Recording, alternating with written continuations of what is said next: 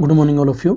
जो आज का हमारा टॉपिक रहेगा सैक्रोइलियक जॉइंट का एपी व्यू हम कैसे करते हैं, इसके common mistake, radiographic anatomy, factor technique, indication, contra indication, patient positioning, centring point, image characteristic और साथ में हम इस वीडियो में फ्रैक्चर के ऊपर बात करेंगे। ये सारे पॉइंट हमारे आज की वीडियो में कवर होने वाले हैं। ये वीडियो 15 से 20 मिनट की हो सकती है, लेकिन इस वीडियो को देखने के बाद आपको एपी व्यू से जो भी डाउट है वो सब क्लियर होने वाले हैं। वीडियो शुरुआत करते हैं। सबसे पहले हम समझते हैं कि कोई भी व्यू को करते समय, यानी कि जब भी हम सैक्रोइलियक जॉइंट का एपी व्यू करेंगे तो उसमें कॉमन मिस्टेक यानी कि व्यू को करते समय कौन कौन सी गलतियां हमसे होती हैं। पहली जो गलती होती है, जो पेशेंट होते हैं उनका रोटेशन बहुत ज़्यादा हो जाता है, यानी कि पेशेंट जो सुपाइन पोजीशन में है जो रोटेशन करेंगे ये बहुत ज़्यादा हो जाएगा, जिसकी वजह से जो एसआई जॉइंट है, जो सैक्रोइलियक जॉइंट है, ये हमारे सामने असमानताएं नज़र आती है। साथ में इनकरेक्ट सेंटरिंग पॉइंट की वजह से जो सैक्रोइलियक जॉइंट है वो हमारे इमेज के ऊपर इंक्लूड नहीं हो पाती। बहुत ज़्यादा ओवर या बहुत ज़्यादा अंडर एक्सपोजर कर रहे हैं तो जो बोनी मार्जिन है वो हमारी पुअर विजुअलाइजेशन क्लियर होती है।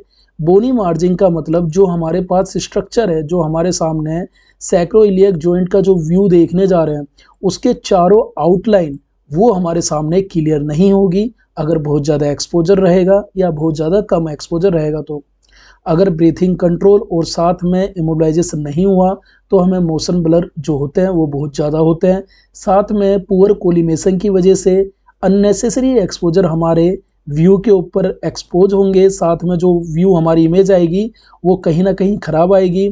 अगर जो मीडियम सैजिटल प्लेन है ये हमारे अलाइन नहीं हुई तो एनाटॉमी हमारी कहीं ना कहीं गलत आएगी। साथ में अगर लेग पोजिशनिंग जो एरर की वजह से जो हमारे सामने जॉइंट स्पेसेस इंक्लूड होंगे वो बहुत ज़्यादा चौड़े शो होने लगेंगे। ये होती है कॉमन मिस्टेक किसी भी एपी व्यू को करते समय। अब बात करते हैं कि जो हमारा ये व्यू है बहुत ज़्यादा इम्पोर्टेंट क्यों माना जाता है, why this view is important. First point, जो भी सैक्रोइलियक जॉइंट के लिए असेसमेंट और फर्स्ट व्यू हमारा माना जाता है, जो हमारे सैक्रोइलियक जॉइंट जो स्पेस है उसके जॉइंट स्पेसेस है वो हमारे सामने क्लियर हो सके, हेल्प करते हैं किसी भी टाइप के फ्रैक्चर को, जॉइंट स्पेसेस चेंजेस हो रहे हैं या जो शुरुआत के जो चेंजेस में इन्फ्लामेशन टाइप हो रहा है। साथ में जो पेल्विस एरिया है ट्रोमा के बाद उनकी समानताएं चेक करने के लिए किसी भी अक्सर जो फर्स्ट लाइन रेडियोग्राफ होता है, जो हमारा ओब्लिक जो सैक्रोइलियक जॉइंट होता है उससे पहले ये व्यू करा जाता है। साथ में किसी भी फॉलोअप या कोई फ्रैक्चर हमारा जो फिक्सेशन हुआ है या किसी भी स्क्रीनिंग में सबसे ज़्यादा यूजफुल वाले व्यू हमारे माने जाते हैं, जिसका नाम है हमारा सैक्रोइलियक जॉइंट का जो एपी व्यू। यहाँ पे 3 सीरीज, जैसे कि हमने प्रीवियस में पीए व्यू के बारे में समझे थे, दूसरा हमारा था एपी व्यू जो हम आज डिस्कस कर रहे हैं, और तीसरी वीडियो हम इसकी कल लाएंगे जिसमें इसके तीसरे प्रोजेक्शन के बारे में हम समझेंगे। अब बात करते हैं हम इसके नेक्स्ट में कि जब भी हम कोई व्यू करेंगे तो उसमें जो रेडियोग्राफिक एनाटॉमी होगी वो क्या होगी। तो यहाँ पे 11/14 इंच की कैसेट का यूज करना है। साथ में अगर इनकेस अवेलेबल ना हो तो 14/17 इंच की कैसेट का यूज करना है। अगर आप बुक में देखेंगे किसी भी स्टैंडर्ड बुक में तो वहाँ पे जो कैसेट लिखे होते साइज 24 सेंटीमीटर टू 30 सेंटीमीटर तक कैसेट के साइज मेंशन होते हैं। लेकिन जैसे ही अगर उस कैसेट के ऊपर हम व्यू करते हैं तो कहीं ना कहीं हमारी जो रेडियोग्राफिक एनाटॉमी होती है, हो सकता है कि फ्रेशर के लिए वो व्यू कट जाए, इसीलिए हम थोड़े हो सके तो बड़े साइज की कैसेट का यूज करें, जैसे कि 11/14 इंच की कैसेट सफिशियंट होती है। इनकेस अगर अवेलेबल नहीं है तो 14/17 इंच की कैसेट का यूज करिए। टेबल टॉप के ऊपर एक्सरे करवा सकते हैं, बक्की के अंदर यूज करवाते हैं, लेकिन जो मोस्टली सबसे ज़्यादा यूज करवाया जाता है वो बक्की सिस्टम का यूज करा जाता है। यानी कि अगर ये रेडियोग्राफिक टेबल होगी, ऊपर जो एरिया है ये टेबल टॉप का एरिया हो गया। टेबल टॉप इसलिए रिफ्यूज करा जाता है कि अगर जो वेट है वो बहुत भारी होने की वजह से कहीं ना कहीं हमारे रेडियोग्राफिक कैसेट है उसमें किसी तरह का आर्टिफैक्ट हो सकता है या ब्रेक होने के चांस हो सकते हैं। इसलिए हम सबसे ज़्यादा व्यू को करते समय जो बक्की सिस्टम होता है उसे हम सबसे ज़्यादा रेफर करते हैं, बक्की वाले एरिया का। जो एफएफडी होती है 100 सेंटीमीटर यानी कि अप्रोक्स 40 इंच तक मानी जाती है। अगर आप एफएफडी को मेंटेन कर रहे हैं तो व्यू के अकॉर्डिंग आप जो एफएफडी है इसे हल्का सा डिक्रीज करके टाइट कोलिमेशन को यूज कर सकते हैं, जिसके हिसाब से जो हमारी एनोटमी हो और साथ में जो डिटेल चाहिए वो हमारी क्लियर तरीके से प्रोवाइड हो सके। अगर हम इसके किलो वोल्टेज पिक की बात करें 58 से 80 एक एवरेज है, मिली एम्पेयर सेकेंड की बात करें 15 से 35 एक एवरेज होती है। अगर एग्जैक्ट की बात करें, अगर आप 800 mA 500 mA या 300 mA के मशीन पे अगर वर्क कर रहे हैं तो यहाँ पे नॉर्मल में 65 टू 75 यानी कि आप 78 भी रख सकते हैं, 65 भी रख सकते हैं, 68 भी रख सकते हैं, ये सब बेस को यूज कर सकते हैं, जिसके साथ जो मिली एम्पेयर सेकेंड होगा उसे मेंटेन करते हुए 16, 20, 22, 24 ये हमारा जो बेस होगा सबसे ज़्यादा बेस्ट माना जाता है। हमारे सामने एक छोटा सा रेडियोग्राफिक एनोटमी हो गया, जिसमें हमारे सामने लंबर स्पाइन देख रहे हैं, सैक्रोइलियक जॉइंट वाला जो पार्ट है वो शो हो रहा है, साथ में इलियक क्रेस्ट शो हो रहा है। ये सारे के सारे हमारे कुछ इसके पार्ट है, जिसे हम देखते हैं कि एपी व्यू में हमारा क्या क्या शो होना चाहिए, और आने वाली स्लाइडों में इसे भी डिटेल से समझेंगे कि है क्या आखिर। अब बात करते हैं हम कि किसी भी व्यू को करवाने से पहले कुछ उसके कॉमन इंडिकेशन होते हैं, यानी कि अगर हम सैक्रोइलियक जॉइंट का एपी व्यू करवा रहे हैं तो उनके जो इंडिकेशन होंगे वो क्या होंगे। सबसे पहले किसी भी सैक्रोइलियक जॉइंट के अंदर में डिसफंक्शन हो जाना या किसी भी टाइप का इन्फ्लामेशन होना, उस कंडीशन में इस व्यू को करवाते हैं। ट्रोमा के बाद जो भी सैक्रम का फ्रैक्चर इन्वॉल्व हो, साथ में इलियम या सैक्रोइलियक जॉइंट जो हमारे सामने उसका कोई भी फ्रैक्चर हो, जब इसे देखने के लिए करते हैं। पेल्विस में किसी भी टाइप का ट्रोमा होना या लोअर स्पाइन में किसी भी टाइप का बैक पेन होना या बहुत ज़्यादा स्वेलिंग होना, उस कंडीशन में भी देखते हैं। क्रोनिक जो लोअर बैक या साथ में जो पेल्विक पेन हो रहा हो, उस कंडीशन में देखते हैं। किसी भी टाइप का डिसलोकेशन हो या फ्रैक्चर का सस्पेक्टेड हो, जब इस व्यू को देखते हैं। डीजेनरेटिव जॉइंट डिजीज़ को देखते हैं। ये जो आपके सामने एक वर्ड आया है डीजेनरेटिव जॉइंट डिजीज़, इसका मतलब क्या होता है। तो जो डीजेनरेटिव डिजीज होता है इसे हम दूसरी लैंग्वेज में ना जानते हैं, इसे ऑस्टियोआर्थराइटिस के भी नाम से जानते हैं। अक्सर क्या होता है, जो बोन के ऊपर जो हमारे कुछ कार्टिलेज होते हैं वो समय के साथ साथ वो क्या होते हैं, घिसने लगते हैं, यानी कि वो पतले होने लगते हैं, जिसकी वजह से इसके अगर मैन हम फंक्शन देखें कि कब कब ये बेस देखा जा सकता है। हो सकता है कि एज बहुत ज़्यादा होते जा रही हो, फैटी पेशेंट होते जा रहे हो, या बहुत ज़्यादा जो जॉइंट पेन हो रहा हो, उस वजह से जो हमारे कार्टिलेज है ये हमारे कहीं ना कहीं घिसने की वजह से हमारे सामने जॉइंट डिजीज एक हो सकती है। साथ में जो सैक्रोइलियक जॉइंट का फिक्सेशन हो या असिस्मेंट के लिए प्री या पोस्ट ऑपरेटिव के लिए इस व्यू को देखते हैं। तो ये कुछ इसके इंडिकेशन होते हैं कि कब हम सैक्रोइलियक जॉइंट के एपी व्यू में फोकस करते हैं, कौन कौन से बेस पे हम इस व्यू को कर सकते हैं। अब बात करते हैं कि जो इसके कॉन्ट्रा इंडिकेशन होंगे, कॉन्ट्रा इंडिकेशन कब होंगे, जब सीवियर ट्रोमा हो रखा हो, यानी कि जो पेशेंट है बहुत ज़्यादा सीवियर ट्रोमा हो रखा हो और वो सुपाइन जो कंडीशन है उस व्यू में वो ना सो पाए। जब इस कंडीशन में हम इसे अवॉइड करते हैं। प्रेगनेंसी केसेस में हम इसे अवॉइड करते हैं, क्योंकि जब भी हम इस व्यू को करेंगे तो हमारे सामने जो सैक्रोइलियक जॉइंट होगा ये कहीं ना कहीं हमारे पूरे ओवरऑल पेल्विक पार्ट पे और एब्डोमेन वाले एरिया पे प्रेगनेंसी केसेस में इसे हद से ज़्यादा अवॉइड करा जाता है। उस कंडीशन में हमें बिना डॉक्टर के सलाह के इस व्यू को नहीं करना चाहिए। अगर डॉक्टर एक बार बोल भी देते हैं कि ये इमरजेंसी सिचुएशन है तो उसमें हमारा जो बेस्ट होता है यूएसजी भी कर सकते हैं। अगर फिर भी हो तो अलारा प्रिंसिपल का यूज करते हुए हमें इस व्यू को परफॉर्म करना होता है। साथ में अनस्टेबल पेल्विक फ्रैक्चर हो जहाँ पे एक्सट्रीम केयर के साथ हैंडल करना पड़े, उस कंडीशन में भी इस व्यू को हम अवॉइड करने की कोशिश करते हैं और मॉडिफाइड व्यू का उसमें हम एक बेस का व्यू को देखते हैं। तो ये थे इसके कुछ को हमारे इंडिकेशन, साथ में इसके थे कॉन्ट्रा इंडिकेशन। अब समझते हैं हम इसके नेक्स्ट पॉइंट को। अब आती है हमारी पेशेंट पोजीशनिंग जो होती है। पेशेंट पोजीशनिंग हम कैसे बेस देखते हैं। जो पेशेंट पोजीशनिंग में सबसे पहले जो एक्सरे टेबल होती है, एक्सरे टेबल के ऊपर पेशेंट को सुपाइन हमारा पोजीशन में लेटाना होता है, यानी कि हमारे सामने एक्सरे टेबल होगी, पेशेंट को हम लाएंगे, ये सुपाइन पोजीशन है जिसमें फेशियल पार्ट होगा ये अपवर्ड होगा और जो हमारा बैक वाला पार्ट है ये डाउनवर्ड कॉन्टैक्ट में होगा रेडियोग्राफिक टेबल के। सुपाइन कंडीशन में फर्स्ट ऑफ ऑल हमें लेटाना होता है।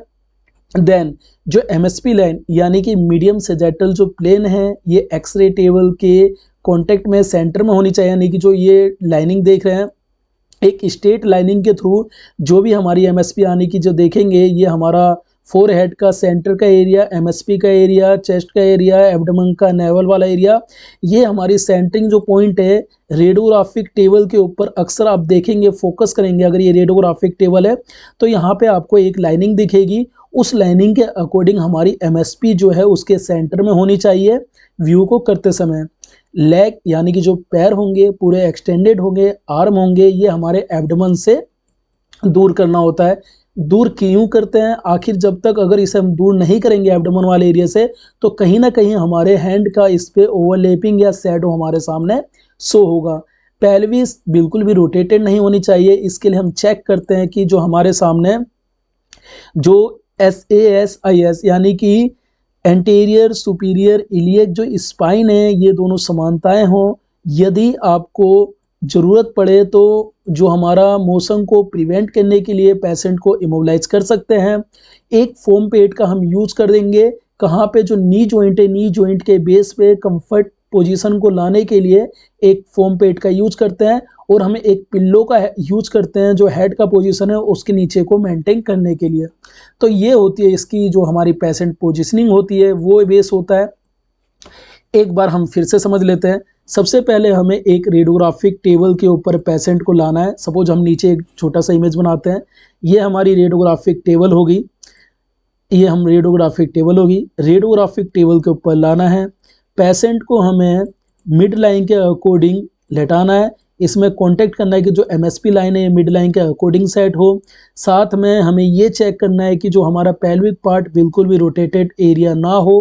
पेल्विक पार्ट के साथ जो हमारा एंटीरियर जो हमारा सुपीरियर इलियक स्पाइन है ये हमारा कांटेक्ट में होना चाहिए और ये हमारा समानताएं होना चाहिए। और एक जो नी जॉइंट के नीचे फोम पेड का यूज कर सकते हैं और हेड के नीचे एक पिल्लो का यूज कर सकते हैं कि जो इसमें व्यू हैं वो हमारे कंफर्ट पोजीशन में होने चाहिए। तो ये थी इसकी पेशेंट पोजीशनिंग। अब बात करते हैं कि जो इसमें सेंटरिंग पॉइंट होगी वो सेंटरिंग पॉइंट क्या होगी।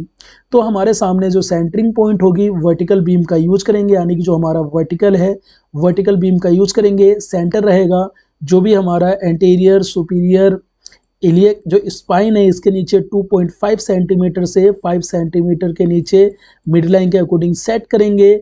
ये जो हमारा इक्विवेलेंट होना चाहिए एसआई जॉइंट के लेवल पर, जैसे कि जो S1 और S2 का रीजन है उसके कॉन्टेक्ट में। अगर हम दूसरी लैंग्वेज में बात करें, अदर लैंग्वेज में जो हमारे बुक के अकॉर्डिंग कभी भी लिखा होता है, तो हमारे बुक के अकॉर्डिंग जो व्यू होगा ये तो हमारा वर्टिकल जो ये एंगल हो गया। अब इसमें हमें एक पॉइंट ध्यान देना होता है, जब हमने यहाँ पे वर्टिकल रे का यूज़ करे तो यहाँ पे हमें एक एंगल देना होता है। जो एंगल होगा वो हमारे सामने 5 to 15 डिग्री तक इसका एक एंगल देना होगा। किस साइड? क्रेनियल के साइड में।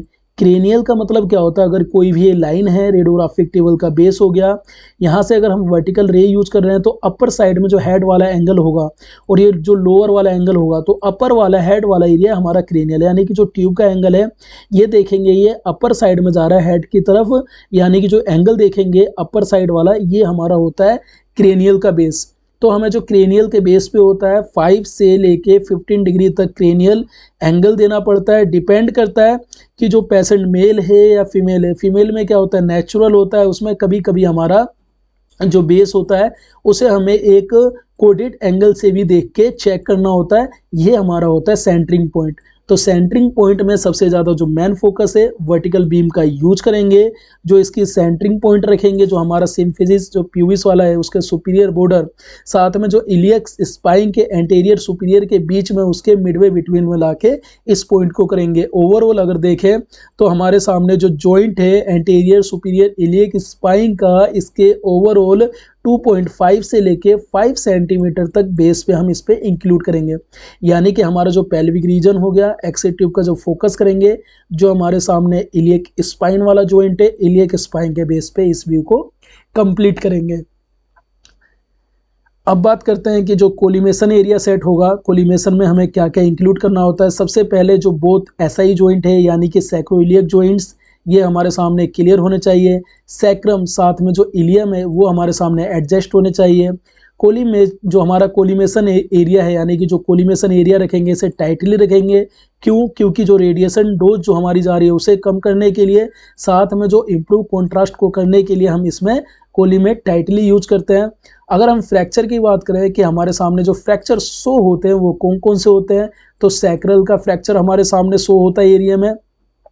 इलियक फ्रैक्चर जो नियर एसआई जॉइंट के हमारे सामने होता है, जो एसआई जॉइंट है इसके सामने किसी भी टाइप का फ्रैक्चर शो होगा, एसआई जॉइंट का डिसरप्शन हो जाना या जो वाइडनिंग हो जाना। साथ में अवल्सन इंजरी, यानी कि अवल्सन मतलब एक छोटा सा जो टुकड़ा होता है बॉडी का जो बोन का, उससे टूट के थोड़ा अलग चले जाना। एसोसिएटेड जो पेल्विक रिंग फ्रैक्चर हमारे सामने इसमें शो होता है। तो ये होते हैं हमारे सामने इसके फ्रैक्चर। अब बात करते हैं कि जो इमेज करेक्टरिस्टिक होती है, यानी कि जब हम सारा ओवरऑल फाइनल कर लिए, एपी व्यू को कंप्लीट कर लिए, जो हमारी फाइनल इमेज आती है जब हम कहीं भी या तो पैक्स के थ्रू सेंड करते हैं या जब रिपोर्टिंग के लिए हम फाइनल करते हैं, तो हमें वहाँ पे क्या क्या इंक्लूड करना पड़ता है। तो इमेज शो में हम देखेंगे कि हमारे सामने जो सैक्रो इलियक जॉइंट है ये दोनों हमारे सामने सिमेट्रिकल यानी कि समानताएं हमारे सामने शो होनी चाहिए। साथ में जो बोथ जॉइंट स्पेसेस है वो हमारे सामने विजुअल होने चाहिए through not fully open in AP view. Then joint space uniform होंगे, 2 से लेके 4 mm तक इसके जो गैपिंग होती है वो होती है, और अक्सर केसेस में कहीं कहीं ये कम भी हो सकता है जहाँ पे 1 से लेके 2 mm या 1 से लेके 3 mm तक भी शो होता है। लेकिन हम एवरेज की बात करें तो 2 से 4 mm तक इसके बीच में जो गैप होता है जॉइंट स्पेसेस में, हल्का सा जहाँ पे हमें शो होगा।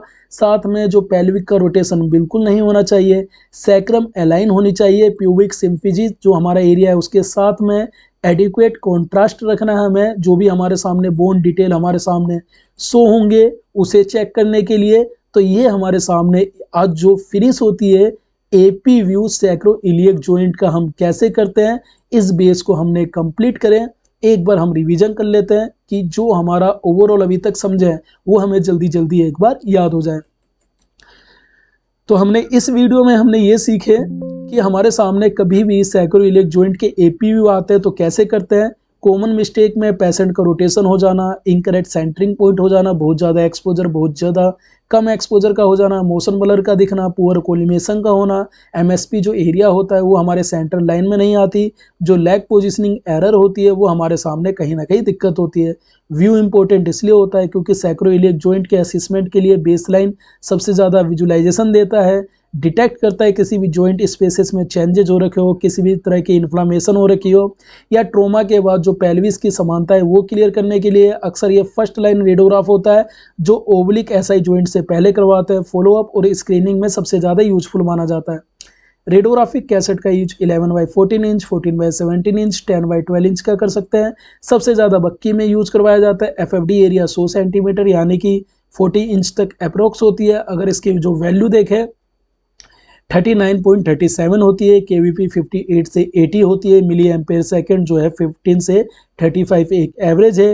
एपी में इंडिकेशन में किसी भी टाइप का इन्फ्लामेशन होना, डिसफंक्शन होना, ट्रोमा कंडीशन में सैक्रम इलियम या एसआई जॉइंट के अंदर किसी भी टाइप का फ्रैक्चर होना, पेल्विस का ट्रोमा होना, लोअर स्पाइन जो इंजरी है उसके लिए क्रोनिक लोअर बैक हो रहा हो या पेल्विक पेन हो रहा हो उस लिए सस्पेक्टेड फ्रैक्चर और डिसलोकेशन को देखने के लिए, डीजेनरेटिव जॉइंट डिजीज को देखने के लिए, pre and post operative assessment SI joint fixation के लिए इस व्यू को करवाते हैं। Also contraindication severe trauma patient who can not lie spine, pregnancy, unstable pelvic fracture, handle with extreme care. Patient positioning में पेशेंट को हमें सबसे पहले लेटाना होता है सुपाइन पोजीशन में। एमएसपी जो लाइन है वो हमारे कांटेक्ट में आनी चाहिए, लेग्स हमारे एक्सटेंडेड होने चाहिए, एब्डोमेन से जो हमारे हाथ होने चाहिए, जो आर्म वाला एरिया वो दूर होना चाहिए, पेल्विस वाला एरिया रोटेटेड नहीं करना। चेक करना है कि जो एंटीरियर सैक्रो जो एंटीरियर सुपीरियर इलियक जो स्पाइन है वो हमारे सामने समानताएं हों। इमोबिलाइज करने के लिए और जो मोशन को प्रिवेंट करने के लिए हमें एक फोम पेड का यूज कर सकते हैं नी के कंफर्ट पोजीशन के लिए, और साथ में हेड को नीचे पिल्लो का यूज कर सकते हैं। सेंटरिंग पॉइंट की बात करें, वर्टिकल बीम यूज होती है। सेंटर जो हमारा मिड लाइन होगा, जो भी हमारे ASIS का नीचे 2.5 से लेके 5 सेंटीमीटर तक अप्रोक्सीमेटली इसे सेंटर देखेंगे। साथ में अगर लेवल देखेंगे एसआई जॉइंट के S1 और S2 रीजन पे, कोलिमेटेड एरिया बोथ जो हमारे एसआई जॉइंट है वो क्लियर होने चाहिए। सैक्रम है जो हमारा इलियम है वो एडजस्ट करने चाहिए। कोलिमेट जो टाइटली होना चाहिए, जो रेड्यूस्ड डोज, और साथ में इम्प्रूव कॉन्ट्रास्ट को देखेंगे। फ्रैक्चर देखेंगे, sacral fracture, iliac fracture, SI joint के जो पास का fracture, sacro iliac joint disruption या वाइडनिंग का होना, अवल्सन इंजरी का होना, जो हमारा एसोसिएटेड पेल्विक रिंग फ्रैक्चर का होना, इमेज करेक्टरिस्टिक में देखेंगे ऐसा ही जो सैक्रोइलियक जॉइंट है वो समानताएं से होनी चाहिए, बोथ जॉइंट स्पेसेस विजुअल होने चाहिए, किसी भी तरह के जो जॉइंट स्पेस है यूनिफॉर्म हमारे 2 से 4 mm तक एंगल होते हैं, पेल्विक का रोटेशन ज़्यादा नहीं होना चाहिए, सैक्रम अलाइन होनी चाहिए और प्यूबिक जो सिम्फिजिज वाला एरिया है उसके साथ में एडिक्वेट यानी कि पर्याप्त हमें कॉन्ट्रास्ट रखना है, जिसकी वजह से हमारे सामने जो बोन डिटेल है वो शो हो सके। आई होप ये वीडियो आपको अच्छी लगी होगी। एक छोटा सा लाइक करना, अपने दोस्तों के साथ शेयर करना और इस चैनल को सब्सक्राइब करना। आपका प्यार बहुत इंपॉर्टेंट है हमारे लिए। और किसी टॉपिक पे वीडियो चाहिए होगा तो कमेंट करना, हम उस वीडियो पे भी ज़रूर फोकस करेंगे। हमारी नेक्स्ट वीडियो इसके तीसरे व्यू पे आएगी, फिर ये हमारा सैक्रोइलियक जॉइंट के 3 व्यू कंप्लीट हो जाएंगे। मिलते हैं नेक्स्ट वीडियो में। Thank you.